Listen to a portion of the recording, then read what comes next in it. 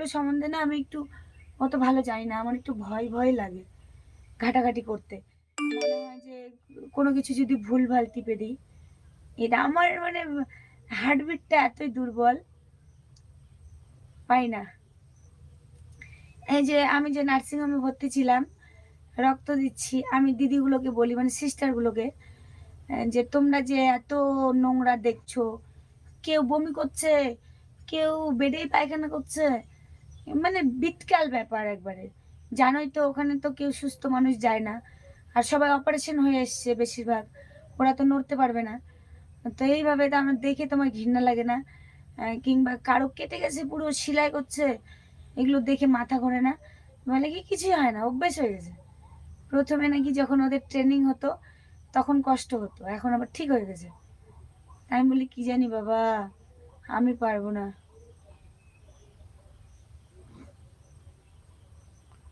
কাউকে দেখলে আমার শেষ, বুক ধরপড় করে আর ওইদিকে যে বাবা আমি দেখতে পারবো না, রক্ত পড়ছে, হয়ে গেছে আমার শেষ। মোবাইলটা রেখে চলে গেল। আসো তাড়াতাড়ি।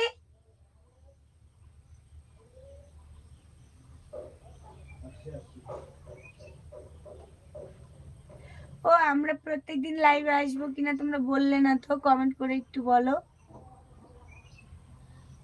না এলে না, তোমরা যদি না বলো তাহলে লজ্জা লাগবে। মা আসতে বলেনি তাও চলে এলাম।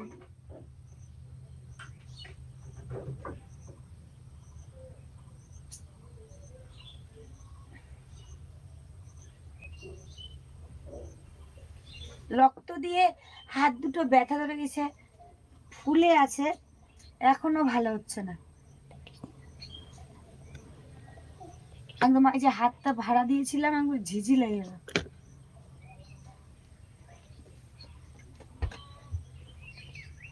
তুমি এপারই বসো তাহলে, ভোগ আছে বসো না।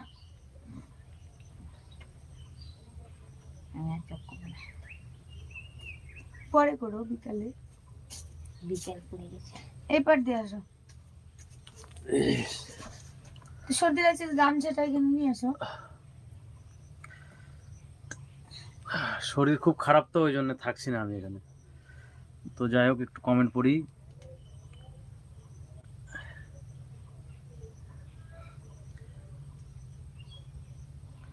হরেন্দ্রনগর, খুশি নেই স্যাট কে সাথ লাগনা গুড বেটার। প্রতিদিন লাইভে আসো। আলিফ দাস, অনেক ধন্যবাদ। মাসুদ করিম, হাই কেমন আছো?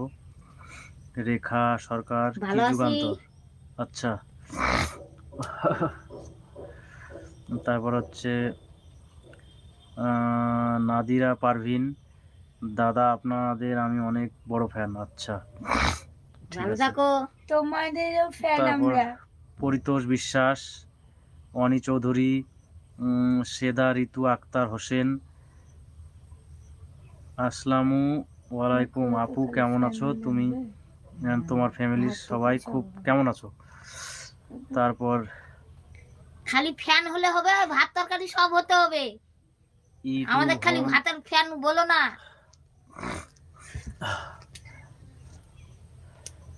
বলছি আবারও আমরা লাইভে আসবো আজকে, ব্লগ চ্যানেল থেকে আর ফেসবুক থেকেও আসবো। প্রত্যেকদিন করার চেষ্টা করব, কারণ মানে অনেকে হয়তো প্রত্যেকদিন কোথাও না কোথাও চলে যাচ্ছি ডাক্তারের কাছে, আর ভিডিও করতে পারছি না। আর অনেকেই হচ্ছে ব্লগ থেকে দেখে ভিডিও, অনেকে আবার এই চ্যানেল থেকে দেখে, কেউ ফেসবুক থেকে দেখে, মানে বিভিন্ন যে যেখান থেকে যার ভালো লাগে সেখান থেকে দেখে। তো আমরা আরেকটু পরেই ওই ব্লগে আসবো, তোমরা যদি আসো তাহলে ব্লগে আসতে পারো। আর এই স্ট্রিমটা এখানেই বন্ধ করছি, তোমরা সকলে খুব ভালো থাকো। আর দুই একটা কমেন্টের উত্তর না, আরেকটু কথা বলি দাঁড়া। বলছি তোমরা যে আমাদেরকে এত ভালোবাসা দিচ্ছ না, সেজন্য কি বলবো, মুখের ভাষা নেই যে বলবো এটা বললে ঠিক হবে।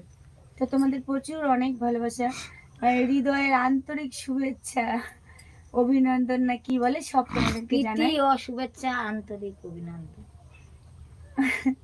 রুমানা আক্তার, আমার নামটা নাও, আমার নাম রামিছা। ও রামিজা, কি বলে বলো রামিজা, বলো নাম সুন্দর। একজনার এটা মোবাইল, তিনজনা তো ওয়াক দেখতে পাওয়া যায়, কাকর দেখতে পাওয়া যায় না, কেউ কাটা যাচ্ছে, কেউ গোটা আছে। কিন্তু আমরা এরকম। তিনজনাই বসি, কারণ আমাদের ইচ্ছে যে আমরা তিনজনাই কাজ করি, আমরা তিনজনে বসবো।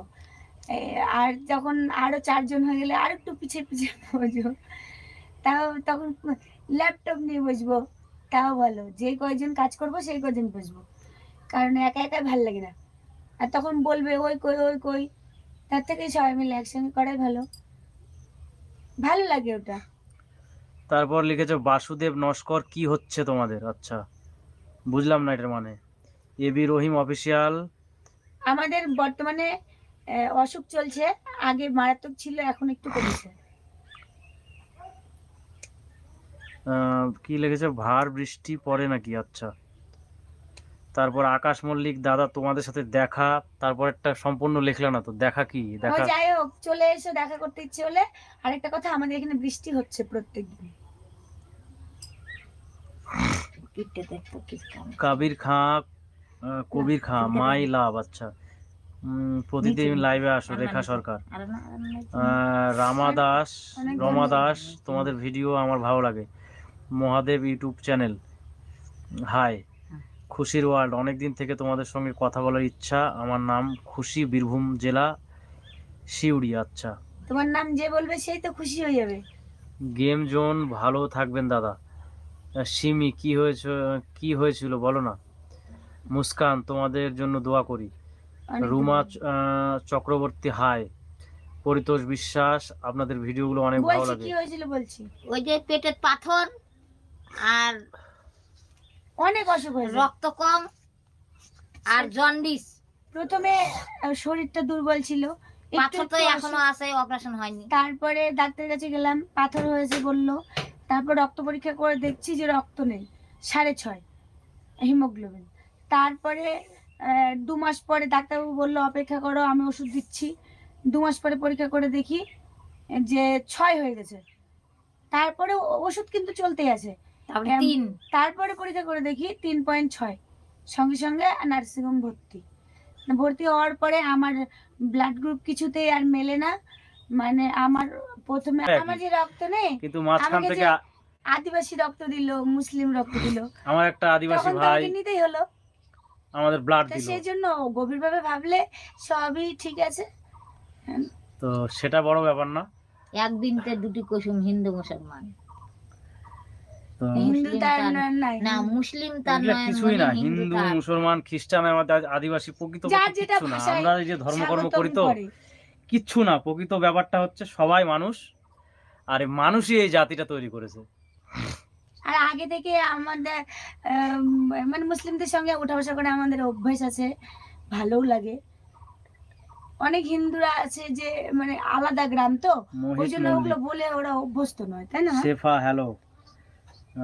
কিন্তু আমরা কি মিশাল বলছো থেকেছি, দিদি, আমরা বলি। মানুষরাই বাজে নিয়ম তৈরি করেছে। বানায়। হ্যাঁ, এটা অবশ্য ভালো। গৌরমোহন ওয়ার্ল্ড, কি বলছো জিজু, মানুষরাই বাজে নিয়ম বানায়। হ্যাঁ, অ্যাকচুয়ালি কিন্তু যদি তোমরা যদি প্রকৃত চিন্তা ভাবনা করে একটু ভাবো, হিন্দু, মুসলিম, খ্রিস্টান, আদিবাসী, জৈন, বৌদ্ধ, শিখ, যারা যারা আছে, ইহুদি, সবাই কিন্তু একটা জাতিরই লোক ছিল কোনো এক সময়। মানুষরা কিন্তু এটা ওই করেছে যে তৈরি। ব্রহ্মা আছে না, তোমরা মুসলিম ও হিন্দু সবাই জানো নিশ্চয়ই। ওই যে ব্রহ্মা একটা বুড়া, যে 3টা মাথা আর ঘটটট নিয়ে পদ্ম ফুলের উপর বসে থাকে, ওইটা আমাদের সবার বাবা। মানে সবার প্রথমে ব্রহ্মার জন্ম হয়েছিল, সবার প্রথমে পৃথিবীতে আমলকির গাছ জন্ম হয়েছিল, আমলকির গাছের পরে ব্রহ্মার জন্ম হয়েছিল। আর তারপর যে মানুষ তৈরি হয়েছিল, সেই মানুষের পেট থেকে আমরা সবাই হয়েছি। তার মানে ব্রহ্মা ব্রাহ্মণ, ব্রহ্মার 4টা সন্তান ছিল, সেই সূত্রে আমরা সবাই ব্রাহ্মণ। কিন্তু আমাদের কর্ম অনুযায়ী বৈশ্য, শূদ্র এগুলো ভাগ হয়ে গেছে। ঠিক ঠিক ঠিক। কর্মেই সবকিছু হয়। তো মানে যাই হোক, এগুলো বেশি না ঘাটাই এগুলো ভালো, বিষয়ে না কথা বলাই ভালো। কারণ আমরা অত ভালো জানি না, আমি যেটুকু জানি বললাম। যাই হোক, সবারই সঙ্গে কথা বলবো। রোহিণী হালদার, দাদা ভাই, দিদি ভাই, মাসিমা, ভালো আছো? হ্যাঁ, ভালো তারপর আছি। গৌরমোহন ওয়ার্ল্ড, এখন হ্যাঁ অনেক ঠিক, আমি নিজেও কৃষ্ণ ভক্ত। আমার ধন্যবাদ, বেস্ট ফ্রেন্ড সুজান। মুসলিম, কিন্তু খুব ভালো মেয়েও। আচ্ছা, হ্যাঁ অবশ্যই। এখন অনেক চিন্তা ভাবনা কমেছে, আগে চিন্তা ভাবনা ছিল। ঠাকুর কৃপায় ভালো হোক, আর যেন চিন্তা না সবাই করে। পৃথিবীতে খারাপ হয় না, ঠিক আছে? অনেকে ভাবে মুসলিমরা খারাপ, অনেকে ভাবে হিন্দুরা খারাপ, কিন্তু একজনকে দিয়ে সবাইকে বিচার করা হবে না। পৃথিবীতে ভালো মন্দ নিয়েই সবাই বাঁচে। Waheeda, I am from Bangladesh. আচ্ছা, ওকে। মোহাম্মদ বাংলাদেশ। এবাদুল ইসলাম, কেমন আছেন আপনারা? ভালো আছি। তারপর আফসানা খাতুন, হিসাদ, এটা মানে বুঝতে পারলাম না। ওটা টাইটেল। না না, হিসাদ একটা কি যেন লিখেছে।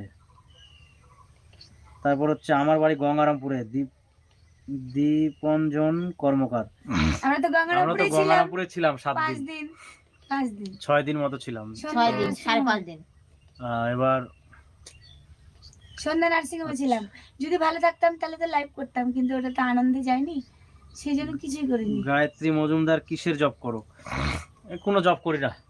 কে? আমার মা কি জব করছে? জব বলতে ওই যে হরে কৃষ্ণ। মালা মালা, ওই যে তুলসী তারা লেখা থাকে না, হরে কৃষ্ণ মহামন্ত্র 16 নাম 32 অক্ষর, ওইটা। মা মালাটা বের করে দেখো। তারপর স্নেহাশিস বিশ্বাস, রাধে রাধে। এই যে এই মালাতে 108টা কাঠি আছে, 108 বার বললে একবার বলা হলো, আচ্ছা। তখন এই যে এই কাঠিটা নামাতে হবে। এখানে একটা ছোট্ট কাঠি আছে, 16 বার হলে একটা নামাতে, এই মানে একবার ঘুরে এলে 108 বার করলে একবার হলো, তখন নামাতে হবে, এরকম করে 16 বার। আমরা প্রায় কিন্তু আমরা ভিডিও মানে ছাড়ার এই 1.5 বছর পর মনে হয় আমরা লাইভে আসলাম। আমরা এই প্রত্যেক দিনে লাইভে আসবো, তোমরা বলো না, তোমরা চাও, তাহলে আমি ভুগার কাছে এটা শিখে নেব, আর ভুগা বাড়িতে থাকবা না থাক, আমি ফুস করে জুড়বো আর শুরু করে দেবো মা আর আমি। তারপর ভুগার হচ্ছে জন্য করতে পারি না, কারণ ওই বাড়িতে থাকে না, আর আমি অত ভালো এগুলো জানি না। তো তোমরা বলো তাহলে শিখবো, তাহলে মা বেটি ফুস করে বসে গল্প করবো তোমাদের সাথে। আর যদি না ভাল লাগে, প্রত্যেক দিন বলে হি ঘ্যানের ঘ্যানের করে, তাহলে আসবো না। Gayatri Majumdar, I am from Goalpara. Saha lifestyle, দিদি ভাই তুমি কেমন আছো? ভালো আছি। ওই তারপর গোলের লাস্টে ডি দিয়ে দাও, গোল্ড পাড়াও দাও, তাহলে ভালো হবে।